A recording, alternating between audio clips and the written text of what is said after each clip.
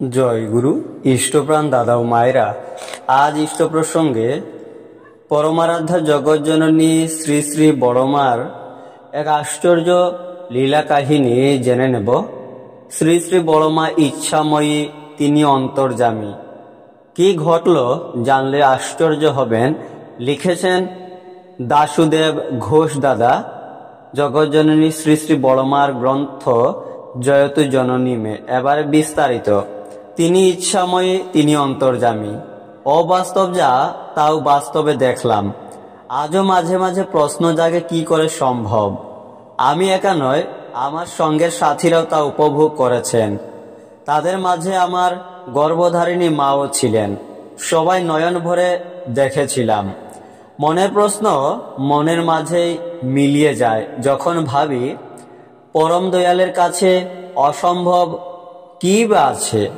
যিনি সৃষ্টির মালিক, তিনি সবই করতে পারেন। পরমারাধ্যা জগৎজননী শ্রী শ্রী বড়মা সেই পরম দয়াল শ্রী শ্রী ঠাকুরের সহধর্মিণী, যার সম্বন্ধে শ্রী শ্রী ঠাকুর বলেছেন, আপনাদের ঠাকুর যদি নারী দেহ নিয়ে জন্মাতো তাহলে যা হতো তা ওই বড় বউ।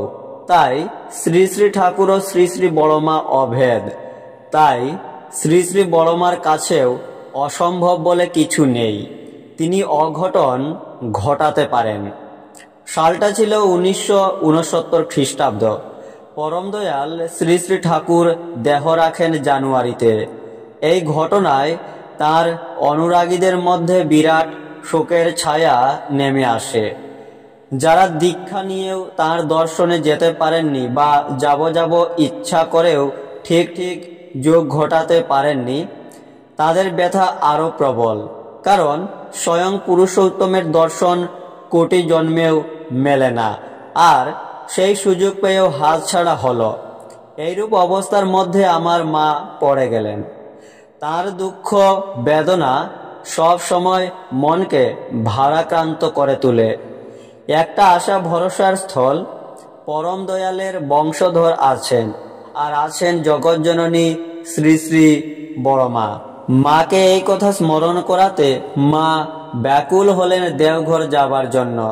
শ্রী শ্রী বড়মাকে দর্শন করতে তো পারবেন, কিন্তু একটা ব্যথা, তাকে তো এ স্ত্রী বেশে অর্থাৎ সধবা বেশে দেখতে পাবেন না।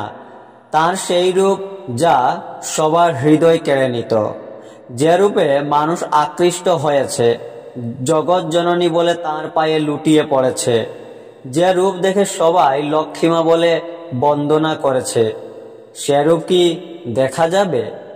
মায়ের মনোভাব বুঝে মাকে বললাম, দেখো মা, ভগবান বা পুরুষোত্তমের স্ত্রী কোনোদিন বিধবা হন না। আমরা শ্রী শ্রী রামকৃষ্ণ দেবের স্ত্রী সারদা মাকে কি দেখেছিলাম? তিনি শাড়ি পরতেন, সিঁদুর শাখা পরতেন, আর তা স্বয়ং রামকৃষ্ণ ঠাকুরেরই ইঙ্গিত ছিল। মা আমার কথায় আশ্বস্ত হন। দেখতে দেখতে দিন চলে আসে। মা, বোন এবং গ্রামের কয়েকজন সাথী সহ আমরা দেওঘর পুণ্যধামে রওনা দিলাম। পরম দয়ালের লীলাক্ষেত্র এই দেওঘরেই সৎসঙ্গ আশ্রম, যা তার নিজের সৃষ্টি, যা নব দৃষ্টান্ত। প্রতিযুগেই মহাপুরুষরা চলে যাবার পর আশ্রম সৃষ্টি হয়েছে, কিন্তু এ যুগে শ্রী শ্রী ঠাকুর নিজে আশ্রম সৃষ্টি করেছেন, আর যার নাম দিয়েছেন সৎসঙ্গ। তাই তো পরম আরাধ্য শ্রী শ্রী পিতৃদেব পরম দয়ালের শ্রী শ্রী জ্যেষ্ঠ পুত্র পূজ্যপাদ শ্রী শ্রী বরদা একদিন কথা প্রসঙ্গে বললেন, এ এক নতুন দৃষ্টান্ত। তাই শ্রী শ্রী ঠাকুরের সৎসঙ্গ অভেদ। সৎসঙ্গে যাওয়া মানে শ্রী শ্রী ঠাকুরের সঙ্গ করা।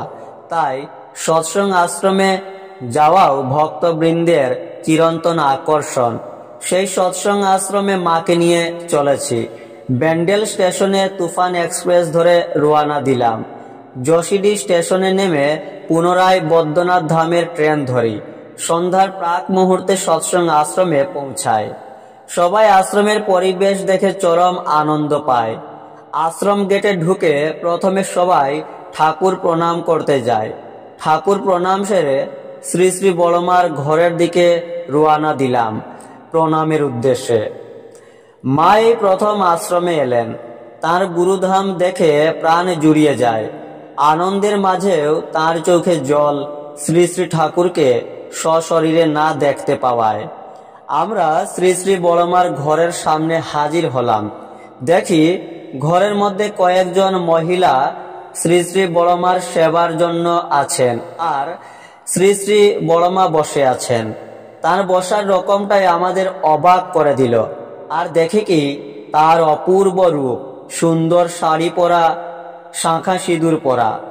আমাদের সবার আনন্দ, বিশেষ করে আমার মায়ের। দর্শনের পরপরেই মাকে স্মরণ করিয়ে দিলাম পূর্বের আমার কথাটা।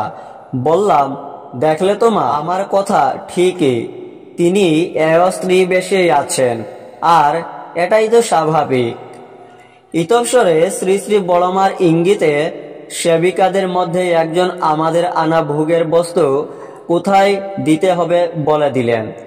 ভোগের বস্তু নিবেদন করে পুনরায় আমরা ভক্তি ভরে প্রণাম করলাম। প্রণাম সেরে উঠে দেখি শ্রী শ্রী বড়মা শুভ্র বেশে বসে আছেন। অবাক হলাম, এ কি করে সম্ভব? আমরা সবাই যে তার সধবা বেশ দেখেছি, মুহূর্তে শুভ্র বেশ কি করে হলো আজও ভাবতে পারি না। শুধুই বারবার মনে হয় শ্রী শ্রী বড়মা ইচ্ছাময়ী, তিনি অন্তর্যামী। জয় গুরু।